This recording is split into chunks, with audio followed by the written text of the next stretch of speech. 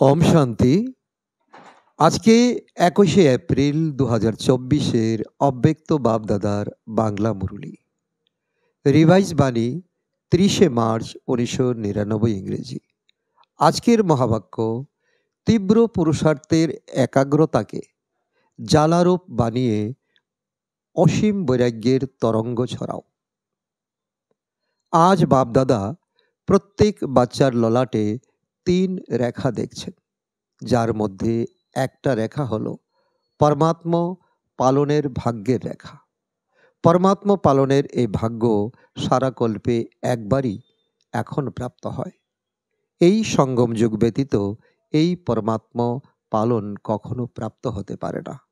এই পরমাত্ম পালন খুব অল্প বাচ্চার প্রাপ্ত হয়। দ্বিতীয় রেখা হলো পরমাত্ম পাঠের ভাগ্যের রেখা। পরমাত্ম পাঠ এটা কত ভাগ্যের যে স্বয়ং পরম আত্মা শিক্ষক হয়ে পড়াচ্ছেন। তৃতীয় রেখা পরমাত্ম প্রাপ্তি সমূহের রেখা।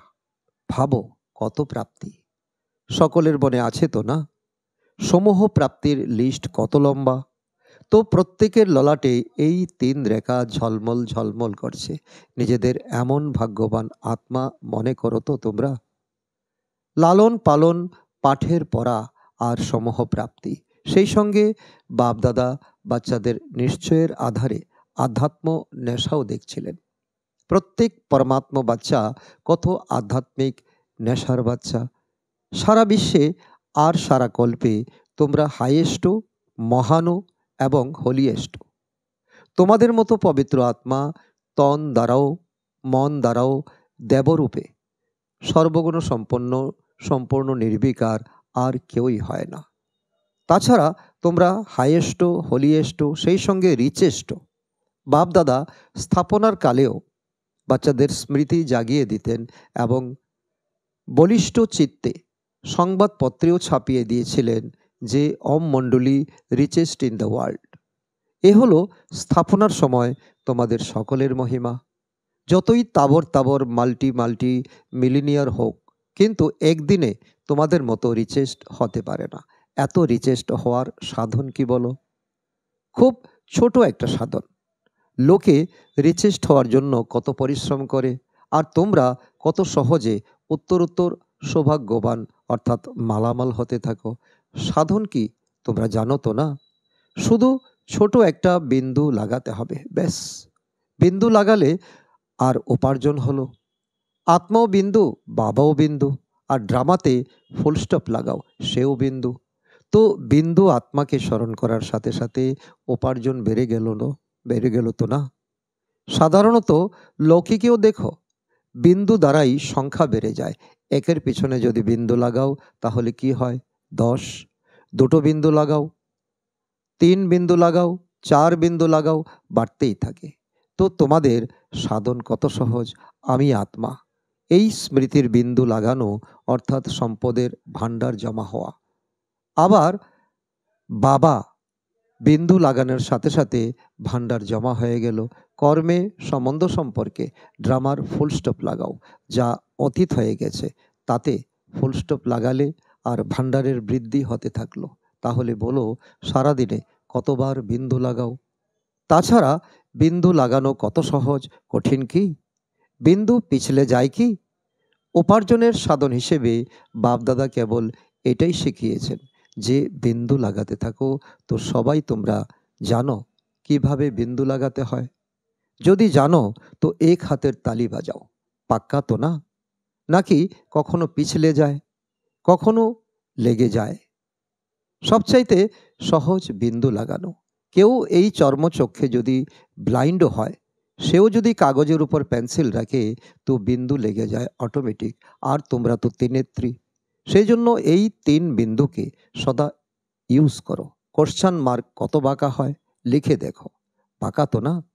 আর বিন্দু কত সহজ। সেই জন্য বাপদাদা ভিন্ন ভিন্ন রূপে বাচ্চাদেরকে সমান বানানোর বিধি শোনাতে থাকেন। বিন্দুই বিধি, আর কোনো বিধি নেই। যদি বিধিই হও তবুও বিধি হলো বিন্দু হওয়া। অশরীরী হও, কর্মাতীত হও, সবের বিধি এক বিন্দু হওয়া। সেই জন্য বাপদাদা আগেও বলেছেন, অমৃতবেলায় বাপ-দাদার সাথে মিলন উদযাপন করাকালীন, আত্মিক বার্তালাপ করাকালীন, যখন কার্যে আসো, তখন প্রথমে ৩ বিন্দুর তিলক মস্তকে লাগাও। ওই লাল বিন্দুর তিলক লাগানো শুরু করো না যেন, বরং স্মৃতির তিলক লাগাও। এটাই হলো ঈশ্বরীয় দেওয়া বরদান। আর চেক করো কোনো কারণে এই স্মৃতির তিলক যেন মুছে না যায়। অবিনাশী দুর্মোচ্ছ তিলক রয়েছে তোমাদের। বাপদাদা বাচ্চাদের প্রীতি ভালোবাসাও দেখেন। কত ভালোবাসার সাথে দৌড়াতে দৌড়াতে বাচ্চারা মিলন উদযাপন করতে এখানে পৌঁছায়। তারপর আবার আজ হলেও মিলনের জন্য কত পরিশ্রম করে, কত ভালোবাসায় নিদ্রা তৃষ্ণা ভুলে প্রথম নম্বরের সারিতে কাছে বসার পুরুষার্থ করে। বাপদাদা সব দেখেন। তোমরা কি কি করো সেই সমগ্র ড্রামাকে দেখেন। বাপদাদা বাচ্চাদের ভালোবাসায় নিজেকে সমর্পণ করেন এবং বাচ্চাদের এটাও বলেন, যেভাবে সাকারে মিলিত হওয়ার জন্য দৌড়ে দৌড়ে আসো, কেউ দেশ থেকে, কেউ বিদেশ থেকে, কেউ কোথা থেকে, কেউ কোথা থেকে, সেভাবেই বাবার সমান হওয়ার জন্য তীব্র পুরুষার্থ করো। এক্ষেত্রে ভাবো তো না যে সবচেয়ে সামনের থেকেও সামনে নম্বর যেন পাওয়া যায়। এটাই হলো চ্যালেঞ্জ। সবাই তো পায় না। এখানে সাকার দুনিয়া, তাই না? তো সাকার দুনিয়ার নিয়ম রাখতেই হয়। সেই সময় বাপদাদা ভাবেন সবাই সামনে এসে বসে যাক, কিন্তু এটা হতে পারে কি? হচ্ছেও। কিভাবে? যারা পিছনে বসে আছে বাপদাদা দেখেন তারা সদা নয়নে সমাহিত হয়ে আছে। তো সবচেয়ে কাছে হলো নয়ন, তাই না? সুতরাং পিছে বসে নেই তোমরা, তোমরা বরং বাপদাদার নয়নে বসে আছো, নয়নে সমাহিত আছো। প্রকাশময় রত্ন তোমরা। যারা পিছনে বসে তারা শুনেছ, তোমরা দূরে নেই, কিন্তু তোমরা কাছে আসো। তোমরা নয়নে সমাহিত হয়ে আছো। শরীরের হিসাবে পিছনে বসে আছো, কিন্তু আত্মা সবচাইতে কাছে রয়েছে। তাছাড়া পিছনে যারা বসে আছে বাপদাদা তো সবচাইতে বেশি তাদেরকেই দেখেন। দেখো, যারা কাছে আছে তাদের তো এই স্থূল নয়নে দেখার চান্স রয়েছে, আর যারা পিছনে বসে তাদেরকে এই নয়নে কাছে দেখার চান্স নেই। সেই জন্য বাপদাদা তাদেরকে তার নয়নে সমাহিত করে নিয়েছেন। বাপদাদা মৃদু মৃদু হাসতে থাকেন। 2টো বাজার সাথে সাথে লাইন শুরু হয়ে যায়। বাপদাদা বোঝেন যে বাচ্চারা দাঁড়িয়ে দাঁড়িয়ে ক্লান্ত হয়ে যায়, কিন্তু বাপদাদা সব বাচ্চাকে ভালোবাসার মেসেজ করে দেন। পায়ে মেসেজ হয়ে যায়। বাপদাদার মেসেজ দেখেছো তো না? অনেক আলাদা আর আদরপূর্ণ। তো আজ সবাই এই সিজনের লাস্ট চান্স নেওয়ার জন্য চারিদিক থেকে দৌড়ে দৌড়ে এসে গেছো। এটা ভালো। বাবার সঙ্গে মিলনের উৎসাহ উদ্দীপনা সদা সামনে এগিয়ে নিয়ে যায়, কিন্তু বাপদাদা তো বাচ্চাদের 1 সেকেন্ডও ভোলেন না। বাবা এক আর বাচ্চা অনেক, কিন্তু অনেক বাচ্চাকেও 1 সেকেন্ডেও ভোলেন না। কেননা হারানিধি তোমরা। এটাই তোমাদের অনেক বড় টাইটেল। দেখো, দেশ বিদেশের কোথায় কোথায় কোণে কোণে থেকে বাবাই তোমাদের খুঁজেছেন, গুলদস্তা বানিয়েছেন। তোমরা বাবাকে খুঁজতে পেরেছ? লক্ষ্যহীনভাবে এদিক ওদিক ঘুরে বেরিয়েছ, কিন্তু খুঁজে পাওনি। আর বাবা বিভিন্ন দেশ, গ্রাম গঞ্জ, শহর, শহরতলি, যেখানে যেখানেই বাবার বাচ্চা রয়েছে সেখানে থেকে খুঁজে নিয়েছেন, নিজের বানিয়ে নিয়েছেন। গীত গেয়ে থাকো না, আমি বাবার আর বাবা আমার।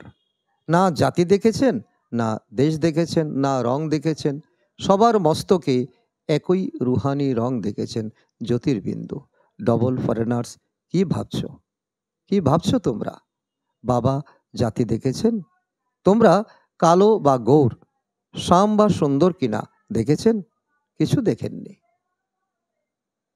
আমার এটা দেখেছেন। বাচ্চারা, তোমরা বাবার।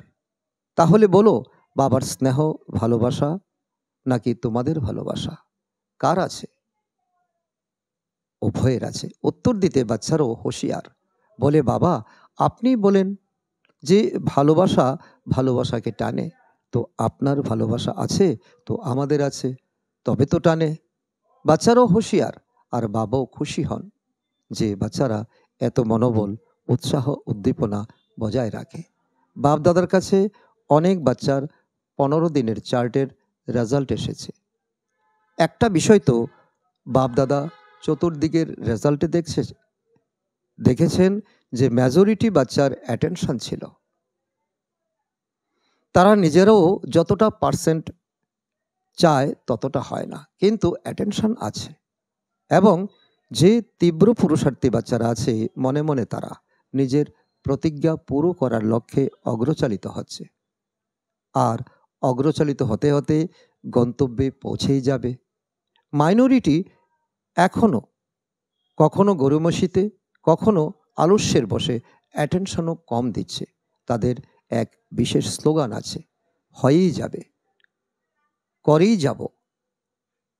আমাকে যেতে হবে এটা বলে না, যাব, হয়েই যাব। এটা হবে ভাব, যেতেই হবে, এটা তীব্র পুরুষার্থ। বাপ দাদা অনেক প্রতিজ্ঞা শোনেন বাচ্চার, বারবার খুব ভালো ভালো প্রতিজ্ঞা বাচ্চারা করে। বাচ্চারা এত মনোবলের সাথে প্রতিজ্ঞা করে যে সেই সময় বাপ দাদাকেও দিলখুশ মিঠাই খাইয়ে দেয় বাচ্চারা, বাবাও খেয়ে নেন। কিন্তু প্রতিজ্ঞা অর্থাৎ পুরুষার্থে অধিকতম লাভ। যদি লাভ নেই তো প্রতিজ্ঞা শক্তিশালী নয়। সুতরাং যদিও বা প্রতিজ্ঞা করো, অন্তত দিলখুশ মিঠাই খাওয়াও তো না। এই সঙ্গে তীব্র পুরুষার্থের একাগ্রতাকে অগ্নিরূপে নিয়ে এসো, জ্বালামুখী হও। সময় অনুসারে মনের যা কিছুই রয়ে গেছে, সম্বন্ধ সম্পর্কের হিসাব নিকাশ, সেসব জ্বালা স্বরূপের দ্বারা ভস্ম করো। এটাই তোমাদের তীব্র পুরুষার্থ, এটাই তোমাদের একাগ্রতা, যাতে বাপ দাদাও তোমাদের পাশ করিয়ে দেন। কিন্তু এখন একাগ্রতাকে অগ্নিরূপে নিয়ে এসো। বিশ্বে একদিকে ভ্রষ্টাচার, অত্যাচারের অগ্নি হবে, অপরদিকে তোমরা সব বাচ্চার পাওয়ারফুল যোগ অর্থাৎ একাগ্রতার অগ্নি জ্বালারূপে আবশ্যক। এই জ্বালারূপ এই ভ্রষ্টাচার অত্যাচারের অগ্নিকে সমাপ্ত করবে এবং সকল আত্মাকে সহযোগ দেবে। তোমাদের একাগ্রতা জ্বালারূপ হোক, অর্থাৎ পাওয়ারফুল যোগ হোক। তো স্মরণের এই অগ্নি সেই অগ্নিকে সমাপ্ত করবে, শুধু সময়ের অপেক্ষা। এবং অপরদিকে আত্মাদের পরমাত্মা সমাচারের শীতল স্বরূপের অনুভূতি করাবে, অসীম বৈরাগ্যের বৃত্তি প্রজ্বলন করাবে। একদিকে ভস্ম করাবে, অন্যদিকে শীতলও করাবে, অসীম বৈরাগ্যের তরঙ্গ ছড়াবে। বাচ্চারা বলে, আমার যোগ তো আছে, বাবা ছাড়া আর কেউ নেই। এটা খুব ভালো, কিন্তু সময় অনুসারে এখন জ্বালারূপ হও। স্মারকে যে শক্তিসমূহের শক্তিরূপ, মহাশক্তিরূপ সর্বশস্ত্রধারী দেখানো হয়েছে, এখন সেই মহাশক্তিরূপ প্রত্যক্ষ করাও। পাণ্ডব হও বা শক্তি হও, সবাই সাগর থেকে নিঃসৃত জ্ঞান নদী। তোমরা সাগর নও, নদী, জ্ঞান গঙ্গা। তো সমূহ জ্ঞান গঙ্গা এখন আত্মাদের নিজের জ্ঞানের শীতলতা দ্বারা পাপের অগ্নি থেকে মুক্ত করো।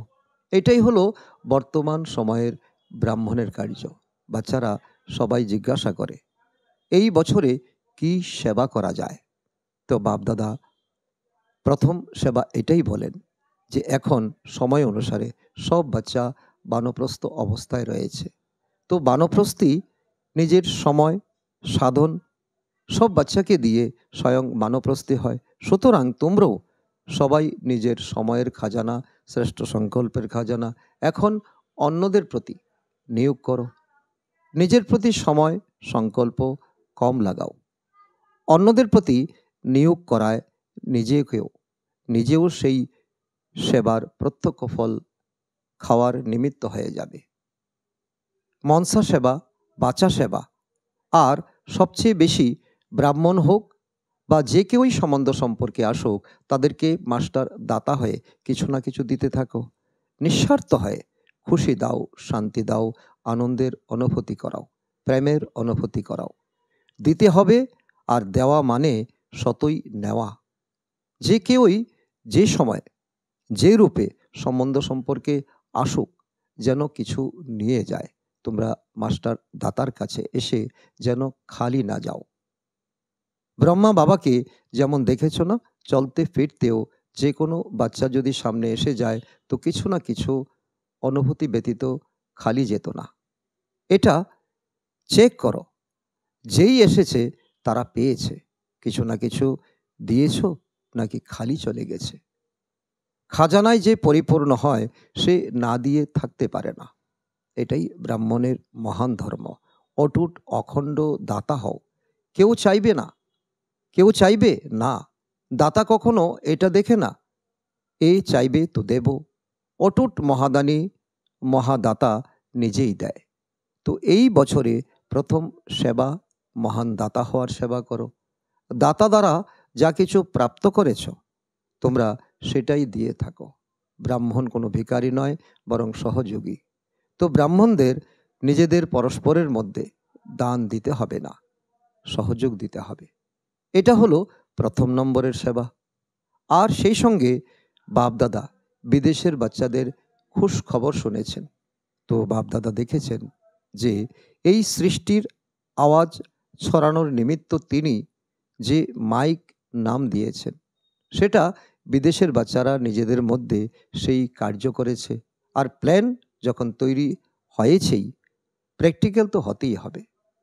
কিন্তু ভারতেও যে 13টা জোন আছে, প্রতিটি জোন থেকে কমপক্ষে এক এমন বিশেষ নিমিত্ত সেবাদারি যেন হয়, যাকে মাইক বলো বা যা কিছু বলো, আওয়াজ ছড়িয়ে দিতে পারবে এমন বিশেষ কাউকে নিমিত্ত বানাও। বাপদাদা এটা ন্যূনতম বলছেন, কিন্তু বড় বড় দেশে এমন নিমিত্ত যদি হতে পারে তবে শুধু বিভিন্ন জোনের নয়, বরং বড় দেশের থেকেও তাদের এমন তৈরি করে প্রোগ্রাম বানাতে হবে। বাপদাদা বিদেশের বাচ্চাদেরকে হৃদয় থেকে হৃদয়ে অভিনন্দন জানিয়েছেন। এখন শব্দেও জানাচ্ছেন। যে প্ল্যান প্র্যাকটিক্যালি করবে তা প্রথমে বাপদাদার সামনে তোমরা নিয়ে এসেছো। কার্যত বাপদাদা জানেন যে ভারতে এটা করা আরও সহজ, কিন্তু এখন কিছু কোয়ালিটি আত্মার সেবা করার সমীপ সহযোগী বানাও। অনেক সহযোগী আছে, কিন্তু সংগঠনে তাদেরকে আরও সমীপে নিয়ে এসো।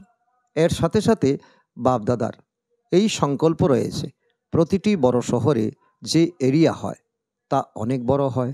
প্রতিটি সেন্টারকে তাদের নিজের এরিয়া থেকে এই রকম বিশেষ কাউকে তৈরি করা আবশ্যক। কেননা সময় সমাগত প্রায়, আর লাস্ট সময় তোমাদের সবাইকে নিজেদের পরিচয় নিজেদেরকে দিতে হবে না। তারা স্পিকার হোক আর তোমাদের তরফে যেন স্পিচ দেয়। তোমরা সার্চলাইট হবে।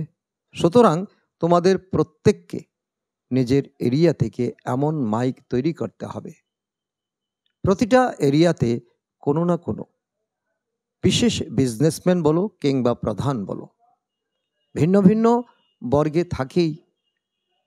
নিজের এরিয়ার নিজের নিজের সেন্টারে বিশেষ আত্মাদের তৈরি করো, তাদেরকে শোনাতে দাও যে এই জ্ঞান কি। এখন লাস্ট সময় তোমরা সাক্ষাৎকার মূর্ত ফরিস্তা হয়ে দৃষ্টি দাও, আর তারা যেন স্পিকার হয়। কিভাবে স্পিকার হতে হয় তা তো সবাই শিখে গেছো, তাই না? ছোট ছোট টিচাররাও খুব ভালো স্পিচ করে। তোমরা সবাই স্পিচ দিয়ে থাকো। এখন অন্যদের স্পিকার তৈরি করো। তোমাদের দৃষ্টি আর দুটো কথা এমন আভাস দেয় যেন অনেক সময় ধরে তোমরা তাদের স্পিচ দিয়েছ। এরকম সময় আসতেই হবে। এখন সময়ও ফাস্ট গতিতে নিচ্ছে। শুধু সময় বারবার ফাস্ট হয়ে পিছনে ফিরে তোমাদের এমনভাবে দেখে যে আমাদের মালিক তীব্র গতিতে আসছে নাকি সময় ফাস্ট যাচ্ছে। তোমরা মালিক তো না, সময় তোমাদের অপেক্ষা করছে। তাই তো বারবার তোমাদের দেখছে তোমরা ফাস্ট যাচ্ছ নাকি। সেই জন্য এই বছরে কোয়ালিটি সেবাতে বিশেষ অ্যাটেনশন দাও। প্রতিটা সেন্টারের রেজাল্ট আসা চাই। আমাদের সেন্টারে কোন বর্গের আর কত কোয়ালিটি সেবা হচ্ছে। কোয়ান্টিটি তো আপনা থেকেই ক্রমশ বাড়বেই। এখন এরকম প্র্যাকটিক্যালি গ্রুপ তৈরি করো। এর সাথে সাথে ব্রাহ্মণ আত্মাদের আরও সমীপ আনার জন্য প্রতিদিকে কিংবা মধুবনের চারিদিকে জ্বালা স্বরূপের বায়ুমণ্ডল বানানোর জন্য হতে পারে, যাকে তোমরা ভাট্টি বলো, সেটা করো। অথবা নিজেদের মধ্যে সংগঠনে আত্মিক বার্তালাপ করে জ্বালা স্বরূপের অনুভব করাও এবং অগ্রচালিত করো। যখন এই সেবাতে নিয়োজিত হবে তখন ছোট ছোট যে বিষয়গুলো আছে না, যাতে সময় লাগে, পরিশ্রম লাগে, ভগ্নোৎসাহ হয়, সেসব এমন লাগবে যেন জ্বালামুখী হাই স্টেজ। আর সেই হেতু এই সময় দেওয়া, পরিশ্রম করা এক পুতুল খেলা অনুভব হবে। আপনা থেকেই সহজভাবে সেফ হয়ে যাবে।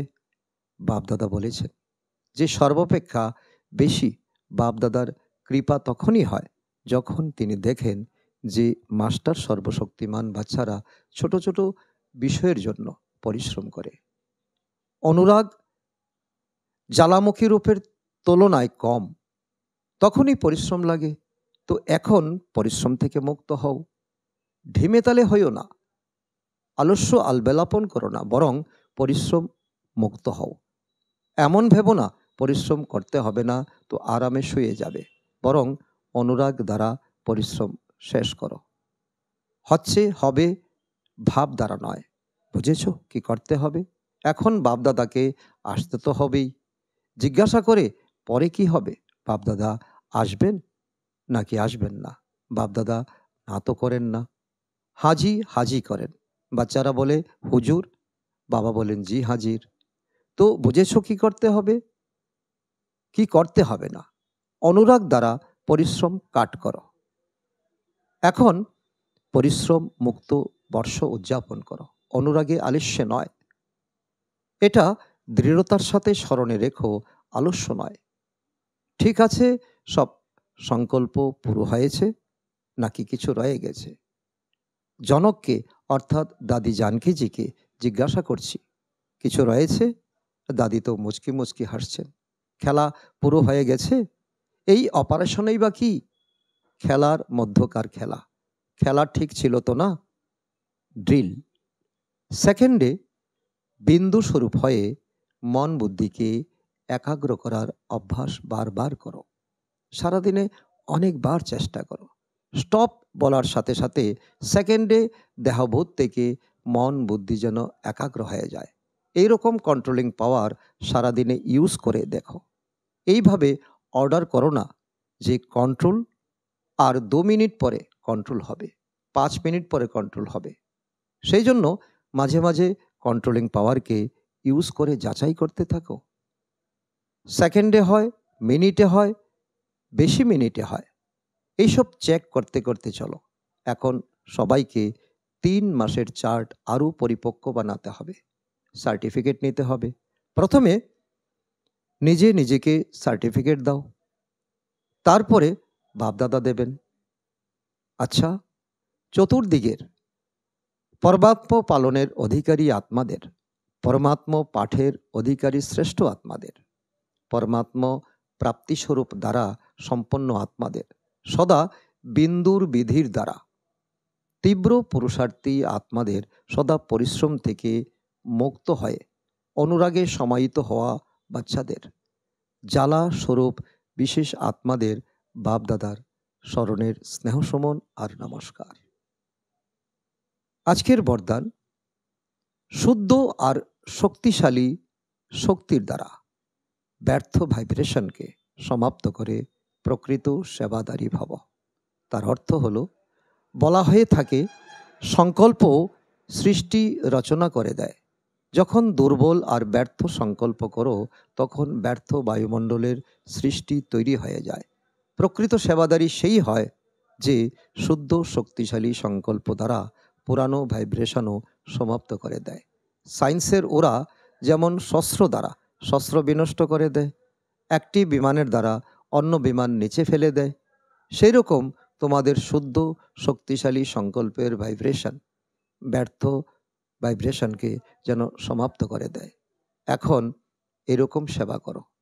আজকের স্লোগান, বিঘ্নরূপী সোনার মিহি সুতো থেকে মুক্ত হও, মুক্তি বর্ষ উদযাপন করো। আচ্ছা, ওম শান্তি।